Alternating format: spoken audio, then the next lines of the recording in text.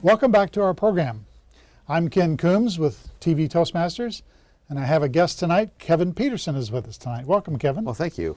I'm glad to be here. Kevin has been instrumental, you have been instrumental, as I understand it, in getting Cascade Micro Toasters, a Toastmasters club, started about a year ago. Yes, that's true. And how's that club doing? So the club is doing quite well. We've got 20 members right now, and most of the time we have 18 to 20 people showing up for the meetings. People are getting excited about getting their pathways done, and some people still haven't quite gone on board with the pathways, but it's becoming more and more a fleshed out and real part of life at our company with this group coming together from all these different groups of people. Different people are coming to to Toastmasters, and through that, getting to know people. Like I didn't know anybody that worked over in the warehouse before. Now I know people that are over there, and then people that are working in the other parts of the factory. Had no idea. Now all of a sudden I know some of their personal stories, and I know who they are, and we can have lunch together, and it's become a very good thing for the company as a whole, just to have this group of people meeting together to learn about public speaking and getting over the fear of all of that. That sounds great, and beyond the normal benefits of Toastmasters, it sounds like the company is involved because they're getting a benefit beyond better speakers? Yeah, the company is actually helping support. They pay some of our fees for membership, and then they're also providing a catered meal every other week. So we meet every week, and every other week we get food. So tomorrow we got Panda Express. It's going to be delivered tomorrow, and it's a time for us to like sit. We make our meeting 5 minutes late on food days, so we actually started at 12:05 instead of 12. So everyone's got an opportunity to get there and grab some food and then sit down, and then we go right at it. And it's really a lot of camaraderie, a lot of fun. It's very fun, actually. Sign me up. Okay.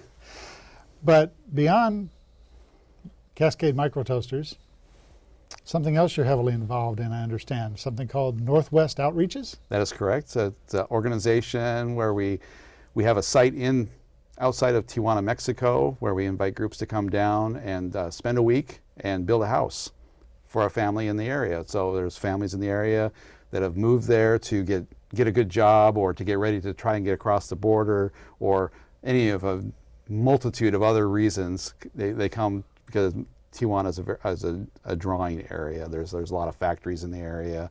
A lot of American companies have factories in the area of building things, so there's a lot of jobs. People come there, and then they kind of get stuck because the jobs don't always pay as much as they thought they would. It's not quite the dream they thought it would be, and now they're like basically living in sheds, living with relatives, in their cars, and you know, a whole host of homeless style scenarios. And our organization invites groups to come down and pay for the building materials and then build the house. And so the family gets a piece of property, a very small piece of property, you know, like 40 by 50 feet, very small. And and the group comes and builds a house, and it's made of 2x4s and 2x6s and sheetrock and electrical, and you know, good windows and doors, and an average group of teenagers can actually build this house. It's very solid, and it can be done in a week. And then we hand the keys over, and it's quite a. Even if that group of teenagers, let's say, doesn't have training in building houses or building trades? Yeah, I've personally taken a group of teenagers down. We had 9 of us, and it was almost all 14, 15-year-olds and a couple of moms, and we built a house. It was a struggle to get the house done in a week, but we actually finished the house, and it was really quite something. And those teenagers then got to see and experience and learn things that they wouldn't see sitting in front of their Game Boy at home. You know, it's quite a opportunity. That's great.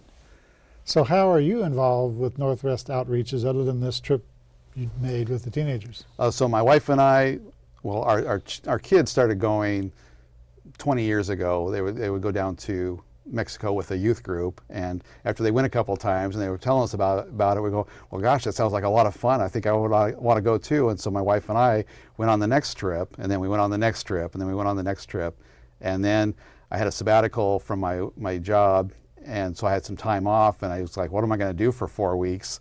That I don't have anything else going on. My wife's got to work, so I went to Mexico and I just stayed at the site and helped dig ditches and put in the bathrooms and on the site. And then we got asked to be on the board of directors, my wife and I, because we were getting more and more involved. And we thought, well, gosh, that seems pretty simple. Just a couple of board meetings a year, you know, get to say we're board members of a nonprofit. That'd be awesome. And it does a lot of good work. But then we got asked to actually run the organization because the couple that was running it needed to retire. And so my wife and I worked with the missionary couple that lives on site in Mexico to divvy up all the duties that the two that were retiring did. So the four of us take on the duties of the two of them.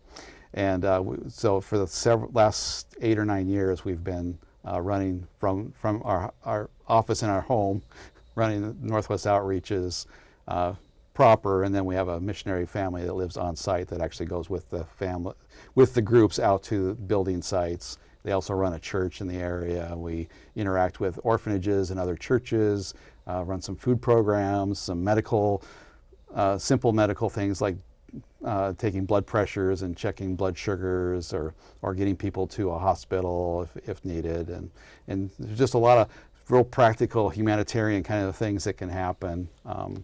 Perhaps a lot of simple things that we take for granted in this country. Yeah, there are a lot of things that they experience in Mexico that we just simply don't even think of being a problem here, and so it's very simple things, but they're things that are outside their ability to provide a lot of times. And so very simple thing with a few dollars and a little time, and you can really make a big impact in a lot of people's lives.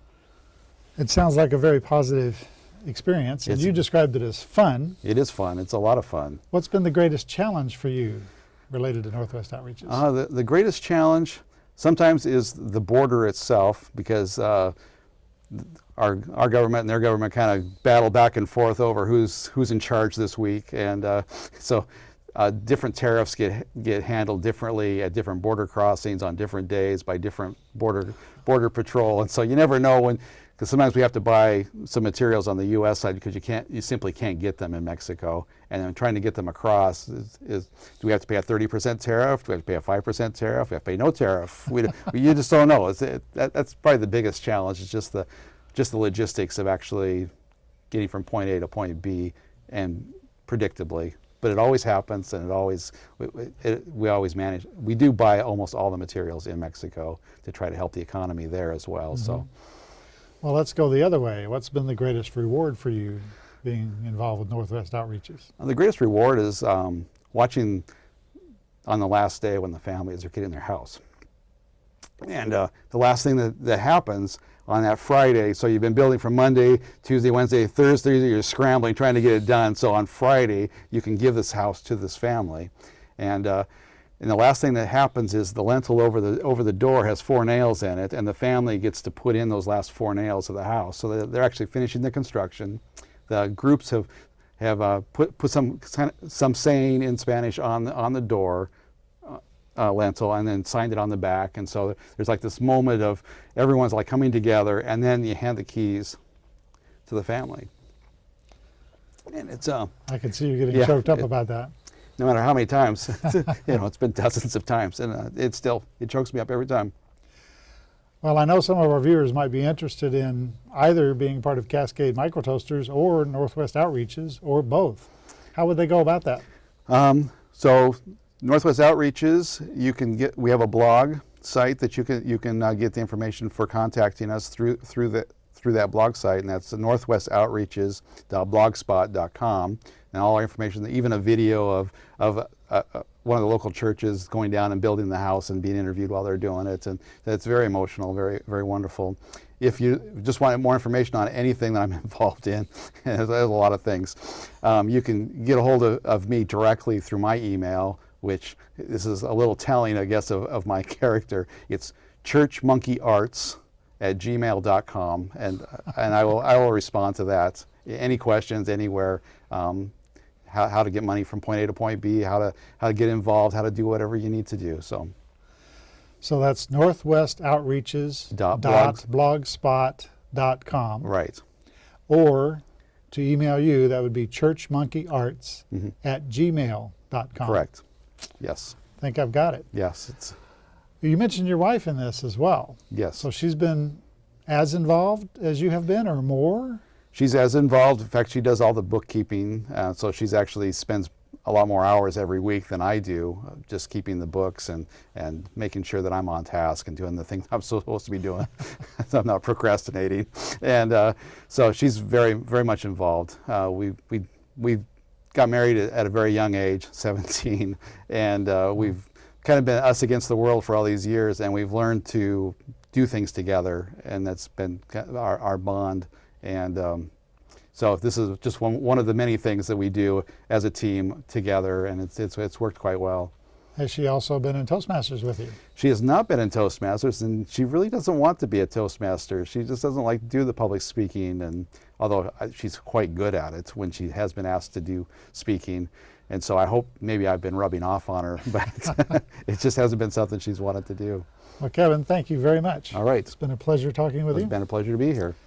And thank you very much for tuning in and watching us again. This has been Kevin Peterson, representing both Cascade Micro Toasters and Northwest Outreaches. It's been a pleasure. Good night. I joined Toastmasters to improve my speaking, listening, communication, and leadership skills. Toastmasters gave me incredible confidence. Confidence, Great listening skills. poise, Great leadership skills. Leadership skills. the ability to speak in public, Strength. A captive audience. quality feedback from the more experienced Toastmasters. Toastmasters really helped me improve my listening skills. Sales skills. Opportunities to go to different groups and widen my whole horizon. Toastmasters has given me a more focused me, and I'm a much better listener. Toastmasters is fulfilling. It's a great place to fail your way to success. Wonderful way to meet people. Networking. Strength. It's addictive. It's a club of self-improvement. It's an experience, it's a ride that you won't forget, and you'll enjoy it every step of the way. Toastmasters helped me land a kick-butt job. I sang at one of my table topic speeches, and people liked it and applauded. My business is doing great, and I'm very, very grateful to Toastmasters. It's been a great experience for me. Thank you, Toastmasters. Thank you, Toastmasters. Thank you, Toastmasters, for giving me so much confidence. Thank you, Toastmasters, for everything.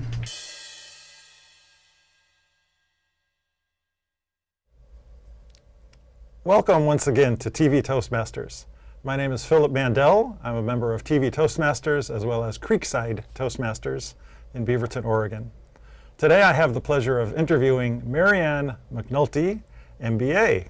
MaryAnn, welcome to TV Toastmasters. Hey Phil, thanks for having me today. It's great to be here. You bet. I noticed on your business card that it says superpowers for solopreneurs. Okay, first of all, what's a solopreneur and what superpowers do you bestow upon them? Yeah, so a solopreneur is an entrepreneur that doesn't have any employees. In particular for me, I work mostly with coaches and consultants and other kinds of experts, if you will. And there's couple different kinds of superpowers that come into play with my brand name. One is just the innate superpowers that people bring into their work. Like typically, people who are coaches and consultants have a blend of innate talents that they bring forth, and it might also be combined with some kind of education or expertise that they've developed over time. And then the other kind of superpowers that you need as a solopreneur are the superpowers of sales and marketing, because your expertise by itself doesn't make a business. So you have to learn to market it and sell it, put it out there, or you won't have any clients to share your superpowers with. Got it. Okay, so they work by themselves or for themselves. And I think you said they may have consultants, but they don't have employees. Yeah, they may have contracted help, but they typically don't have employees. Yeah. Got it. Okay, good. Well, what are some of the biggest challenges that you find when you're working with your coachees? Yeah, So a couple different things. I think generally just an overwhelm. Running a business has a lot of moving parts, and there's a reason why most of the companies we see around us day to day have teams and employees and staff and whole departments to do things like marketing and sales. So when you have to wear all those hats yourself, that can be a level of overwhelm. I think also starting a business is also its own form of overwhelm. There's where do you start? If you go on the internet and look for tips on how to start a business, you're just going to be inundated, and it's really hard to know at that early stage what's a good fit, what strategy should you pursue, and there's a lot of trendy things and a lot of people marketing things to you that they think you should do, so you can pay them to do it. So I love having so people we'll run your sort it social out. media for you. And Totally. But do you need social media? You might not, right? Interesting. So I love helping people sort that part out. Very interesting. Good. Well, so you mentioned sales as being one of the superpowers that people have or need. So what is it about sales that hangs people up, and how can you help? Yeah, I was the worst of the worst when it came to sales, and I always say I wish that was an exaggeration, but it isn't. And what I love now is helping people who were in the same place that I was in, hopefully not in as bad a place as I was in when it came to sales. I was so uncomfortable, and the thing that, as you said, gets people hung up around sales is typically our fears and insecurities. So you can give someone the right script or tell them what to say in an enrollment conversation, which is what I call it with my service-based clients that I work with. But none of that matters if you don't have the mindset to back it up. So I do a lot of work on the tactical, strategic stuff of what do you say in that conversation. But also we talk about how to get over your fears, what makes it feel uncomfortable. Everyone's afraid of being salesy. You've probably heard that term. And really that comes from not being grounded in yourself, not standing in your own value, and also checking your own emotional baggage at the door. Like sometimes in one of those conversations, you might really want the sale. It could be because you wanted to pay your rent this month, or it could be you're just dying to work with this client because they're so exciting and you know you can bring a ton of value. And when you don't check your emotional baggage at the door, you can unintentionally come across as kind of pushy or overbearing, or some people might go the other way and just not even make the ask, right? So sorting through the emotional stuff going on behind the scenes is something that a lot of people aren't looking at. And I love digging in because I know for me that was the hugest barrier. And it feels really freeing. And when you can have a conversation, I went from a terrible place of being terrified to have those conversations, and now I really enjoy what I call my strategy sessions, and those are my enrollment conversations. And I get to add some value, people get to know me, it becomes a great conversation, and it's exploring, do we want to work together? And it's a whole different feeling than the typical, I'm trying to sell you something or ask for your money. So I love helping people get to that place because it's a barrier to doing the work you want to do if you can't learn how to sell. So. Interesting, right. So when I was in sales and coaching teams, the metaphor that we used to use, tell me if this fits with your coaching paradigm, is someone wouldn't hesitate to recommend a great movie to a friend, or even if they had a dentist they liked, anything like that. But if they have something that themselves that they can provide, all of a sudden they can't talk about that because it's me selling me as opposed to me recommending a movie or something. Yeah, and you just touched upon something really, really important.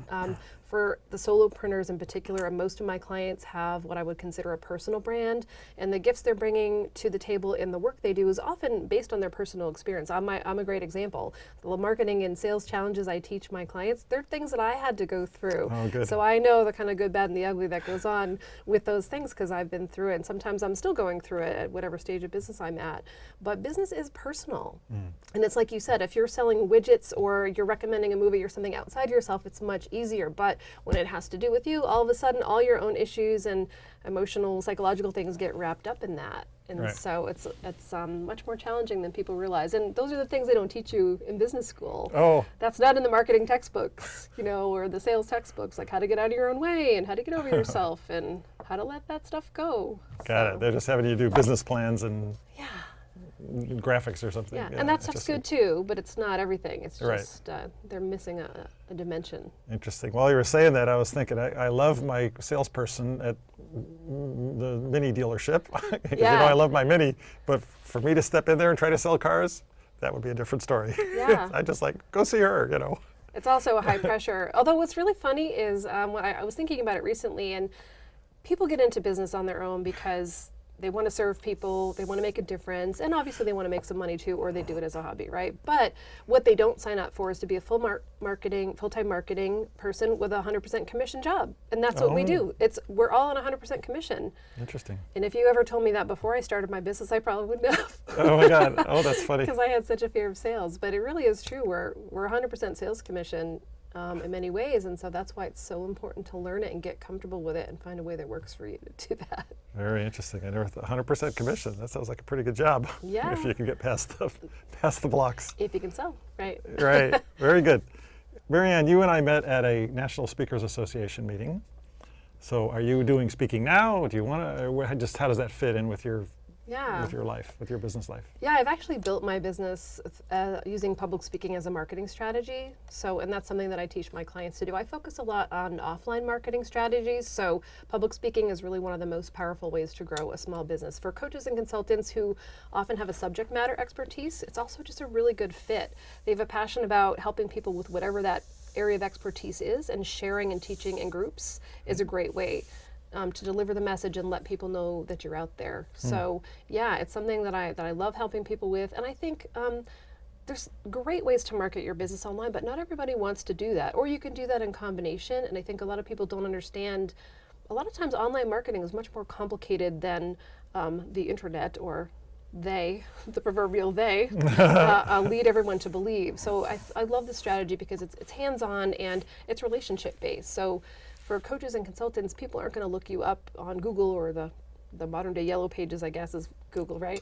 But they're not going to look you up that way to hire you. They're going to hire you because they have a relationship of some kind, and it's really important to build trust. And when you're in a room with people, even a small group, you have the opportunity to do that. Provide some value, get a conversation going, understand them a little better, and by the end of that, presentation, however long it was, it could be 20 minutes, it could be 2 hours, people have a better idea of, you might be someone that I want to have another conversation with because I think you could help me with the issue that I have. So yeah, I love speaking. I think it's a great forum for business. Interesting.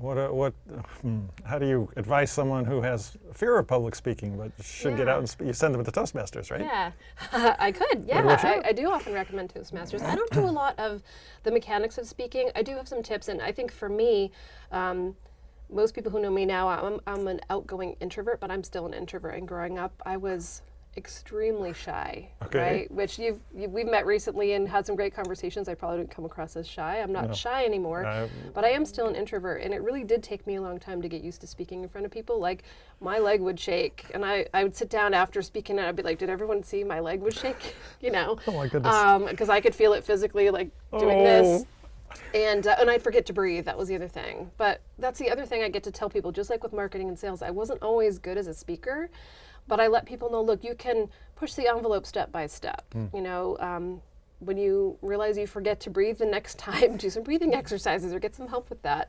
Or, if talking to big groups is something you want to do, but you're not used to it, start with a group of 5 people, 10 people, just gradually bump up the number of people. And I think the other thing is, if you have one talk that you give and you give it over and over and just really get good at it, that builds your confidence with the subject matter part. So the rest of it then becomes easier to work on, whether it's how are you walking to and from across the stage or the front of the room. And remembering to do things like breathe. Right?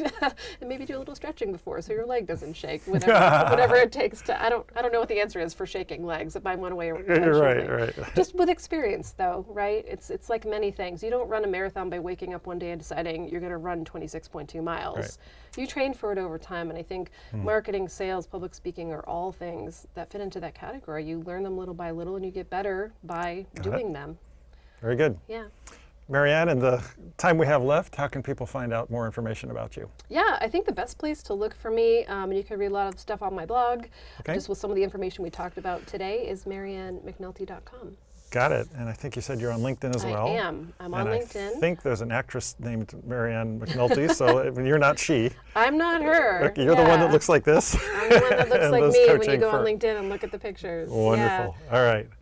MaryAnn, we need to close, so thank you so much for being on TV Toastmasters. Yeah, thank you for having me. It's been such a pleasure talking to you today, Phil. Thanks. Again, my name is Philip Mandel. I've been speaking with MaryAnn McNulty. Thanks again for watching TV Toastmasters. We look forward to seeing you next time.